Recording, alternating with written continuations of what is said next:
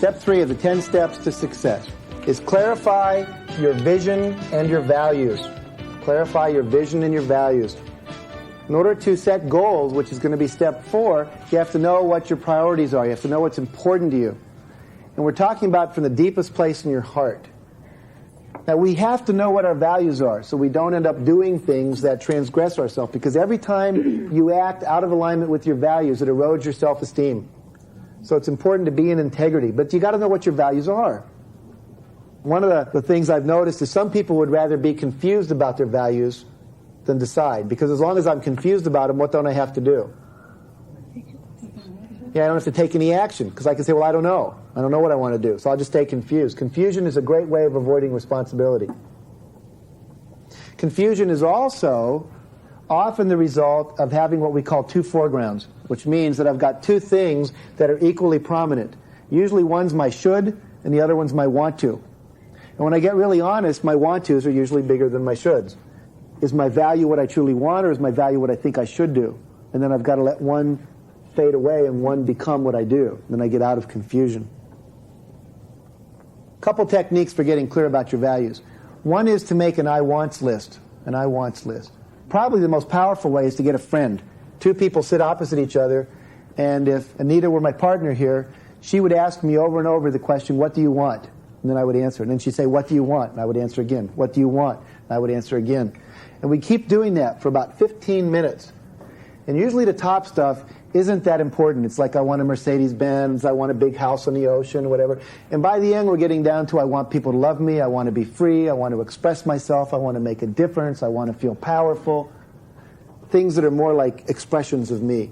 And it's okay to want a Mercedes-Benz and a house on the ocean and all of that. And you can probably get it if you use these techniques. But make sure that what you end up getting in life is what you really want. I mean, how many times have we seen movie stars that seem to have everything they want and then they commit suicide because they're unhappy? You know, they seem like they have it all. I had a guy in a workshop who was making $350,000 a year as an anesthesiologist. And when he got right down to it, what he really loved to do was work on cars. Wanted to be a mechanic. But he knew his mother wouldn't approve. So he ended up working on bodies instead, just putting them to sleep. And I said, look, at least give yourself permission to buy a bunch of cars and work on them on the weekends. But see, his values and what he wanted didn't match his picture of who he thought he should be. So you've got to get really clear what you want. Another technique that I recommend very strongly is getting in touch with what I call your purpose or your mission. Now, there are two ways to do that I'll share with you. One is a meditative process. Find some very mellow, what's often called new age or relaxing music, just very mellow background music. And then what you do is you take a little journey inside, and you go up a mountain, and on the top of a mountain there's a temple. And inside that temple you meet a wise and loving being, like a guardian angel. And this angel gives you a box. And in the box is a symbol, a gift, that symbolizes your life's purpose. And people that are visually oriented, this is a powerful technique. I've had people say they got a book because they realized they're supposed to be a writer. They got a heart because they were supposed to be loving. They got a sword because they needed to be more disciplined. I have a friend whose life purpose is to represent discipline to other people. Every day, whether it's raining, snowing, he gets up, he runs 6 miles, and he meditates for an hour. I don't care where he is or what's going on. An amazing man. My life purpose is empowering people to live their highest vision in a context of love and joy. And when I'm doing that, I feel great. And when I'm not doing that, I feel like I'm not doing me. So it's important to get in touch with that purpose. The other way to get in touch with your purpose is more of a mental process. And I learned this from a man named Arnold Patent, who wrote a book called You Can Have It All. I was attracted to that title. And the way he teaches people to get in touch with their purpose is to answer a set of questions, which I'm going to tell you what they are. And you can answer these mentally to yourself, or you can write them down. The first stage is to ask the question, what are 2 unique personal qualities that I have? 2 unique personal qualities that are really kind of essentially uniquely me. So the answer might be something like enthusiasm and creativity. The next question is to list 1 or 2 ways you enjoy expressing those qualities when interacting with others, such as support and to inspire. So I express those qualities by supporting people or inspiring people. And then the next step is to assume the world is perfect in your vision. What would the perfect world look like? What would people be doing? Just the way you'd like it to be, just the way you'd hope for it in your ideal fantasy. And you describe that in your mind. People are loving each other, people are going for their goals, whatever it is for you. And how is everyone interacting with everyone else? Critical part of that. So you describe that in a sentence or two. And then the last stage is to combine those three prior statements into one statement. I'll give you an example. Using my love and joy to inspire and empower people to live their highest vision. So I use my love and my joy, those are the two qualities, to inspire and empower, those are the two action words, people to live their highest vision. Because my ideal state of the world is if everyone was doing what in their heart they really want to do, I believe the world would work. Because I believe that each of us is like cells in a body. And if kidney cells are doing what kidney cells do, and brain cells are doing what brain cells do, and red corpuscles are doing what red corpuscles do, then the whole body works. See? And that each part of us is like a cell in the body of the greater world.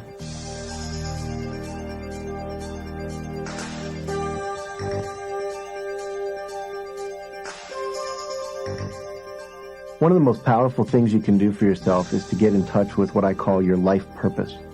And there's two reasons it really builds our self-esteem. One is you begin to realize you're not some aggregate collection of undirected DNA molecules that just happen to get born onto the earth, but that you have a function, a purpose, a reason for being here. And it's usually a very grand reason. When I ask people in our seminars to do our life purpose exercise, the kind of things they get in touch with are, to share love, to spread peace, to help people realize their dreams, to help children feel powerful. And if I feel that who I am and my purpose for being here is grand and large and makes a difference, then I get to feel good about myself. The other reason it's important to be in touch with your life purpose is if I'm doing what I'm here to do, I feel good. And if you're not doing your purpose, you're going to be dissatisfied. It's like you went to Miami for a vacation, and yet you spent the whole time in a bookstore. And then you got home and you realized you weren't rested because you didn't do what you went to do. And you get sidetracked. And we get sidetracked out of our need to make a living and out of our need for approval and out of our need to feel important. The thing is that when you're in that space of I'm not meaningful and my life doesn't amount to anything and I don't know who I am or what I am, a lot of people get very depressed. The key is at that point to realize that the level of self-talk you're engaging in to make yourself crazy at that moment in time is exactly the level that purpose doesn't come from. Purpose comes from a higher, or we could say a deeper place. It comes from the high self. And so all this I'm not okay is mental chit-chat. And so in order to get in touch with my purpose, I have to go to a different level. I've either got to do it through meditation, through prayer, or through a very high level of thinking, like the questions we talked about in terms of life purpose, Arnold Patton's questions. And then I can get in touch with it.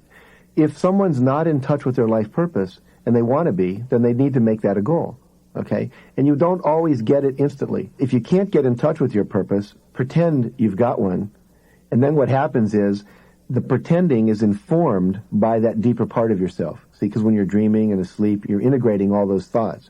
And then when you make it up, it's made up from a deep place inside yourself. But the key really is to put yourself in a deeper space of consciousness through things like meditation, concentration, prayer. And then you can get in touch with that purpose.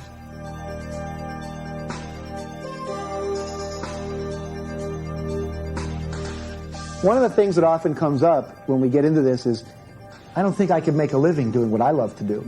What I love to do is hang out with people. See? Well, Oprah Winfrey makes a living hanging out with people. My friend Diane Browsey, who's a tour director, makes a living hanging out with people. They just do it on a bus all over the world. And she gets paid for that. See? There was one woman, I don't know if you remember this, what she loved to do was watch soap operas. And she said, now how the heck can I make a living watching soap operas? What she discovered was that a lot of people loved soap operas, but some people had to go to work. And so what she created was a little magazine called the Soap Opera Digest. And every week she would watch all the soap operas and she would catalog what went on and she would write up little summaries. So if you missed your soap opera that week, you'd know that Mary finally did get divorced from John and decided not to sleep with Ellis and went off to college and, on and on it went. So when you came back, you'd be caught up. Now she makes a fortune out of watching and publishing information about soap operas. See, so it's possible to have what you want, doing what you love to do. But you got to be willing to risk it. The last thing I'd like to share with you is something I call the vision exercise, which I learned from a man named Martin Root. Martin's from Toronto, Canada, runs a company called the 100 Group, and stands for 100%, living your life 100%. And what he had us do, and this was very powerful for me, and again, all you have to do is put on some relaxing music, and then you can write down what I'm about to tell you, and then you can have someone read it to you, or you can put it on the cassette tape yourself, and then play it back. What you do is you close your eyes, and you visualize your life exactly the way you'd like it to be in the following areas. What would your home look like? Where would you live? What would the furniture be like? Who would live in that house with you? What kind of view would you have? How would it be painted? What kind of carpeting, artwork, whatever. The ideal. And at this stage, you don't worry about how. You don't say, well, I can't live in New Trier, or I can't live in Malibu because I don't make that kind of money. Forget that. See, we're going to tell you how your mind will solve that problem. First, you have to be honest with yourself what it is you want. Then career. What would you like to be doing career-wise? Who would you be working with? Where would you be working? What would you be doing? What kind of clients would you have? What would your financial situation be like? How much money? How much in savings? How much income? Family and friends. How would your relationship be with your family? How many people would be in your family? What would be the quality of your relationships with friends? Who would be there? What would it feel like? Romantic relationships. Intimacy. Caring. Touching. What would that look like? Your body and your physical health. What would that look like in your life? Emotional and spiritual life. Would you be free and open, relaxed, perseverant, in an ecstatic state of bliss all day long? What would it look like? Community and community service. If you were living in the ideal community, what would be going on? See, I live in L.A., and in my ideal community, there'd be no drive-by gang shootings. So I would see a peaceful community that's clean, and the kids are in school, and people are getting along, and there's boys clubs after school, and kids are involved in youth leagues and so forth. And then finally, what would the world look like? Would it be at peace? Would it be at war? Would the ozone layer be closed up? You know, what would it look like? And then to write that down. And then the next step, and this is scary for most people, is to share that vision with somebody. At that point, most people go, no, I can't share that. It's too weird. It's too crazy. People will think I'm flaky, you know, whatever it is. But when I go into corporations and work with high-level executives, and I get them to write down their vision, and then I tell them to share it, they balk. Then I get them into small groups, and they share it, and afterwards I say, how'd it feel to share it? And they all go, wow, half the guys in the room want the same thing I want. I thought I was the only one. See, we all want pretty much the same thing, but we never admit it because we think we're the only one. When we're all in the same boat, when we talk about it, we discover we all pretty much want the same things for our life. Okay, step 4. Set goals and objectives and make a plan. Set goals and objectives and make a plan.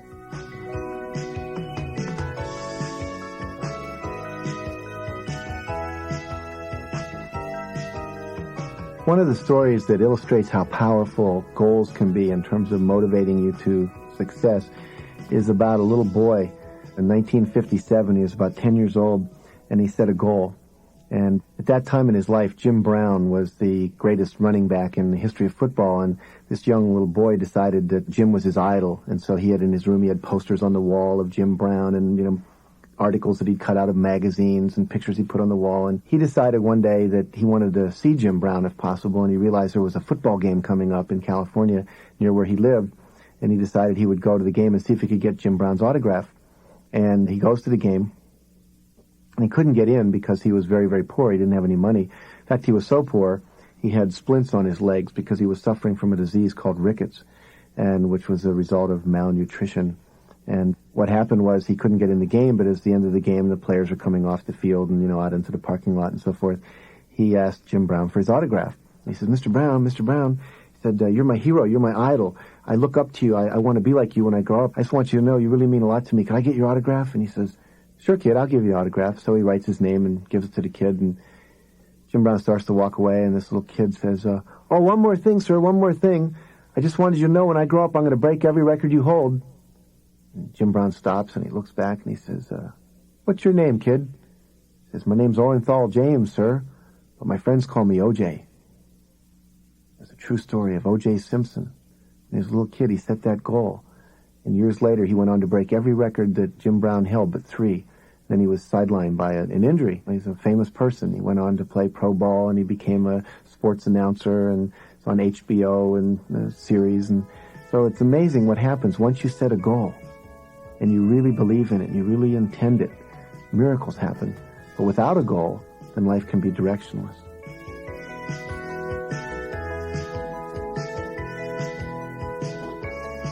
You've got to have a dream. So you've got to take this vision, and then you have to make a goal. And the goal is something that's measurable, that says, I'm going to break your records by the time I'm 31 years old or whatever. I'm going to own a 4,000 square foot house on Pacific Coast Highway overlooking the Pacific Ocean by June 1st, 3 p.m., 1995. See, it's specific, it's measurable. One of the worst things I've seen people do, those of you that are parents, is squelch a kid's dreams. I have a friend named Monty Roberts.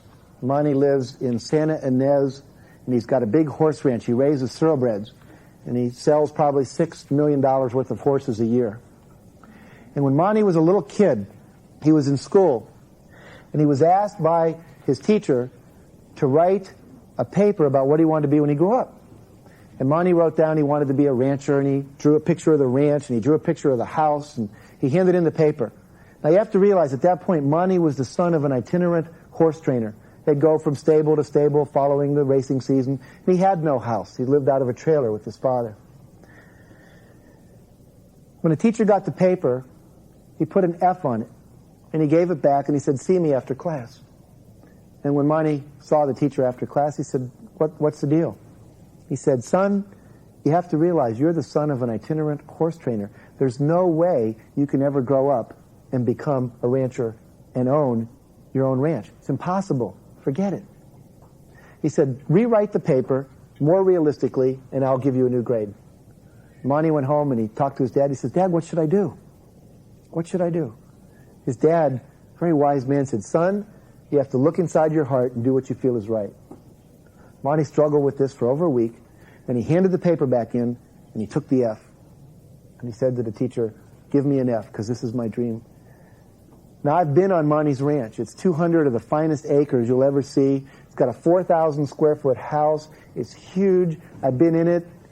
It's the exact floor plan he drew when he was a junior or senior in high school.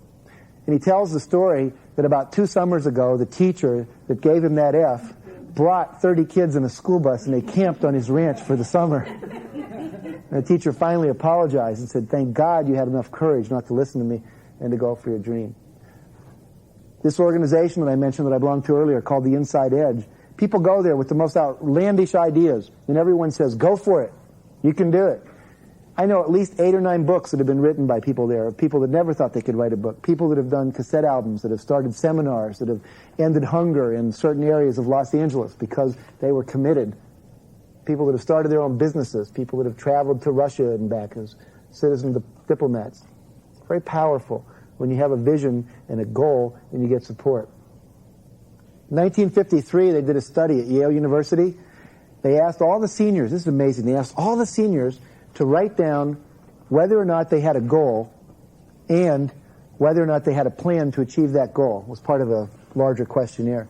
In 1973, 20 years later, they contacted all of the remaining surviving members of that class and asked them, had they achieved their goals and how much money did they make and so on and so forth.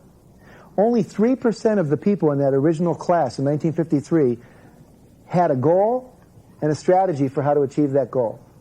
In 1973, those same 3%, their combined financial net worth was larger than the rest of the 97% of the class combined. The power of knowing what you want, the power of being committed to it. There's an old saw that says if you fail to plan, you're planning to fail. And there's another one I heard recently that says if you don't have plans, you'll end up working for someone who does. So you want to make sure that you create a goal for yourself out of your vision, out of your values. Now, let's talk about how to set a goal so it'll work. Goal has to have several guidelines. The first one says it's conceivable, which means you can think it up in your mind, that it's conceptually possible. The second one says it's believable. You have to believe you can do it. Like for me to set a goal that I'll run a mile in less than 4 minutes by next Friday is not believable, because I know I'm not in that good a shape. So I wouldn't set a goal like that. But I might set a goal to run a sub 4-minute mile in 3 years, and with today's technology and sports psychology and other things, I might be able to possibly do that. The next guideline, the third one, says it must be achievable. Again, I wouldn't set a goal to run a marathon in 2.5 hours if I was a wheelchair paraplegic. I might set a goal to finish the marathon, but it would take me a lot longer than that. So it's got to be achievable. Then it says measurable. How much and by when? And measurable means that someone else can measure it just like me. Like 4,000 square feet on Pacific Coast Highway, Jim can come over and take out his tape measure and measure 4,000 square feet. It either is or it isn't. Okay? 5, it says stated with no alternative. So I don't say I'm either going to live in Malibu or Beverly Hills, because then my unconscious doesn't know whether to move east or to move west. If I'm in Santa Monica in LA, I've got to decide. Pick one. Otherwise, you don't mobilize the energy with the goal.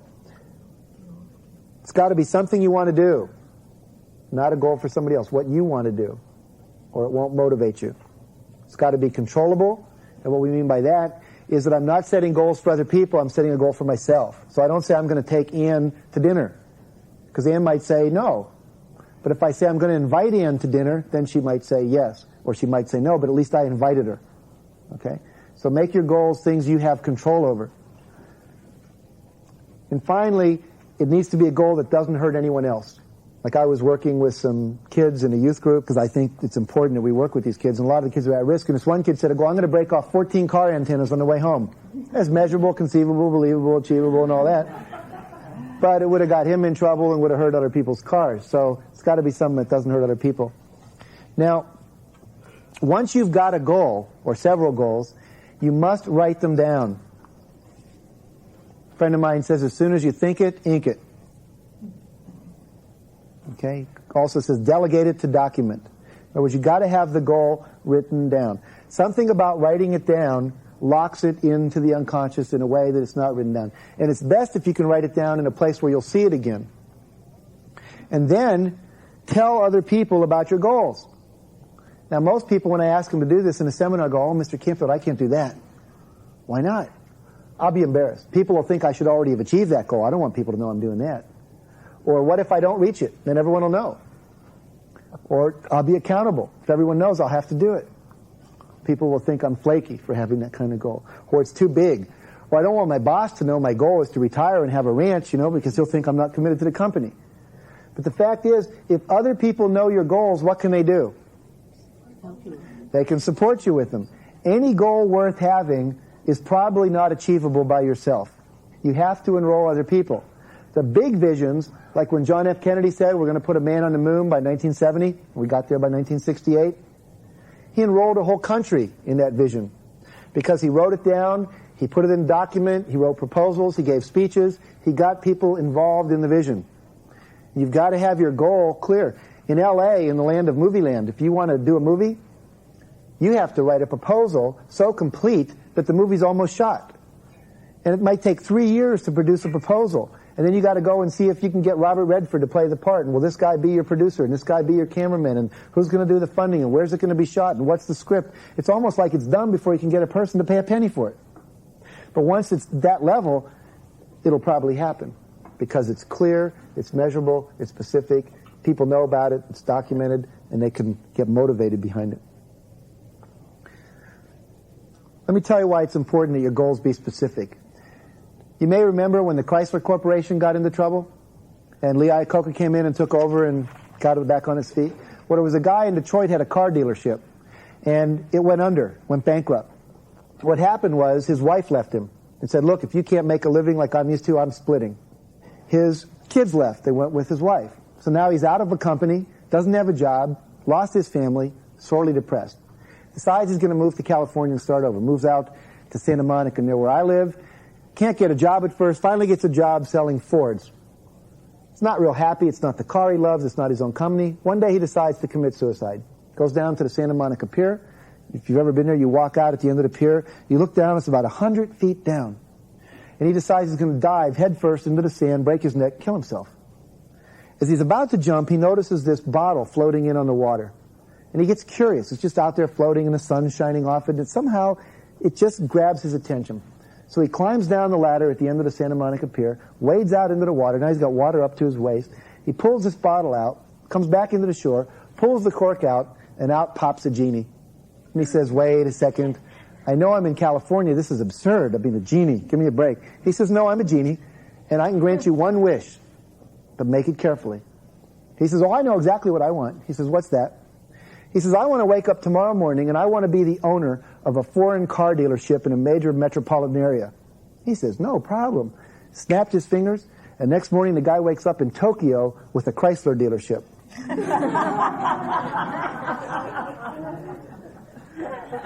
Now, he said, I think I should have been more specific. Okay? He was thinking Mercedes-Benz, Detroit, or New York. So make sure you're very specific when you set your goals. Okay. Once you have this goal, and you've stated it, and you've written it down, one other thing about goals I just want to say before we go to the next step, and that is that you keep your agreement. See, every agreement is like a goal. And when you don't keep the agreement, who are all agreements really with anyway? Yourself. So if I say I'm going to get up at 6 o'clock in the morning, and then I roll over and I hit the snooze alarm 7 times, the next thing I know it's 7:30, what does myself believe about myself? Yeah, that I can't trust me, that I don't do what I intend to, I don't do what I say I'm going to do. So when I set a goal, the key thing is to be committed to that goal. I'm going to take the attitude of what I call no matter what. Whatever it takes, I'm going to do that goal. Now, many of us have more than one goal in life, right? So one of the things you have to do is prioritize your goals. What's most important? Every day, write down everything to do. And then prioritize them. 1, 2, 3, 4, 5, 6. Start working on number 1, and don't work on number 2 until number 1 is finished. When you're done with 1, go to 2. When you're done with 2, go to 3. Because if there's only so many things you can do, why not make the most important ones complete? So make sure you prioritize your goals. Decide what they are. Write them down, make sure they're measurable, and be specific.